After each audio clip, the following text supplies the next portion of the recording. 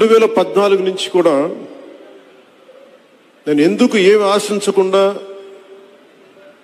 గౌరవ ముఖ్యమంత్రి శ్రీ నారా చంద్రబాబు నాయుడు గారికి మద్దతు ఇచ్చాను 2014 నుంచి అంటే మన దగ్గర సత్తా లేనప్పుడు అది ప్రజలకి ఉపయోగపడే సత్తా కానీ బలం కానీ సమర్థత తెలివితేటలు ప్రతిభ ఒక నాయకుల దగ్గర ఉన్నప్పుడు అది ఓట్లు చీలకుండా అది ఇస్తే అది ప్రజలకి బలం అవుద్దని 2014 నుంచి నేను అదే పని చేశాను.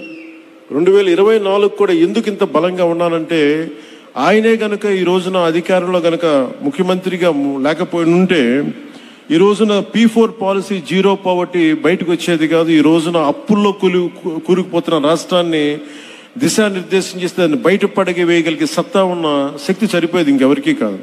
అందుకని మనస్ఫూర్తిగా కూటమికి ఎన్డీఏ కూటమి నాయకులుగా తెలుగుదేశం జాతీయ పార్టీ అధ్యక్షులుగా సమర్థవంతంగా కష్టాల్లో ఉన్న రాష్ట్రాన్ని మా అందరికీ మార్గదర్శకత్వం వహిస్తూ ముందుని నడిపిస్తున్న గౌరవనీయులు శ్రీ ముఖ్యమంత్రి శ్రీ నారా చంద్రబాబు నాయుడు గారికి ప్రత్యేకంగా ధన్యవాదాలు, కృతజ్ఞతలు, నమస్కారాలు తెలియజేసుకున్నాను.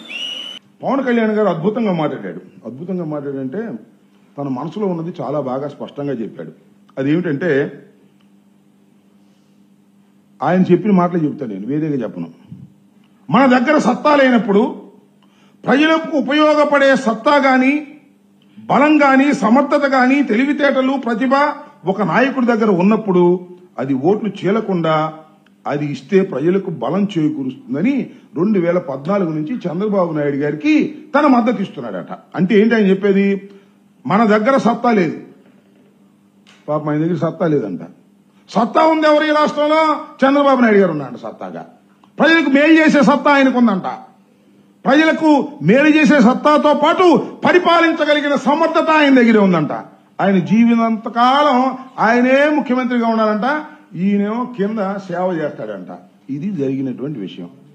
2014 నుంచి ప్రయత్నం చేస్తున్నాను. నేను ఎందుకు ఈ విషయాన్ని నొక్కి నొక్కి చెబుతున్నానంటే చాలా మంది పాపం పిచ్చోళ్ళు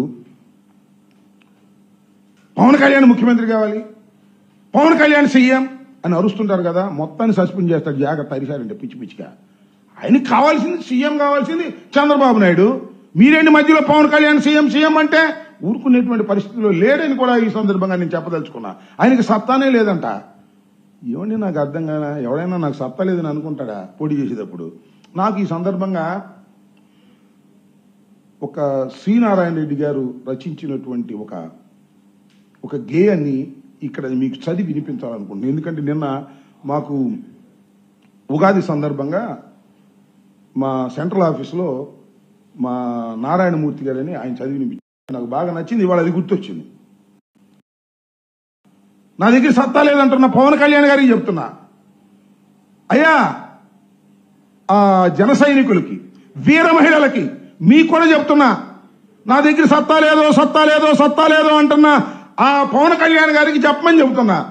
సత్తా లేదంటే ఎక్కడి నుంచి వచ్చిందండి సత్తా? ప్రయత్నం చేయాలి కదా, ప్రయత్నం చేస్తేనే సత్తా వచ్చేది. అదే శ్రీనారాయణ రెడ్డి గారు చెప్పాడు,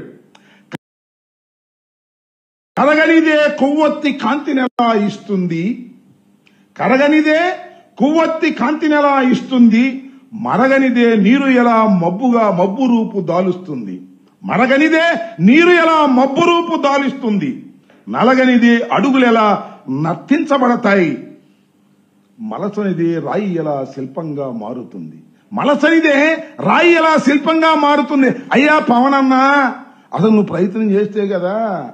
నేను ప్రయత్నం చేయను, మా చంద్రబాబే ముఖ్యమంత్రి, నాకు అన్ని సదుపాయాలు బ్రహ్మాండంగా అందుతున్నాయి, ఇంక చాలు, నాకు ఇంకేం అవసరంలా.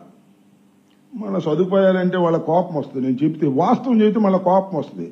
మా వీర మహిళలకి జన సైనికులకి చంద్రబాబు గారికి కోపం రాదు, పవన్ కళ్యాణ్ గారి కోపం వచ్చి 2 చెప్పులు పైకెత్తాడు. సదుపాయాలు బ్రహ్మాండంగా జరుగుతున్నాయి.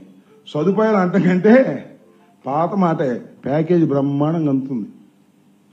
ఏ నెలగా నెల ఎంత కావాలంటే అంత శుభ్రంగా డేట్ వారీగా అందుతుంది.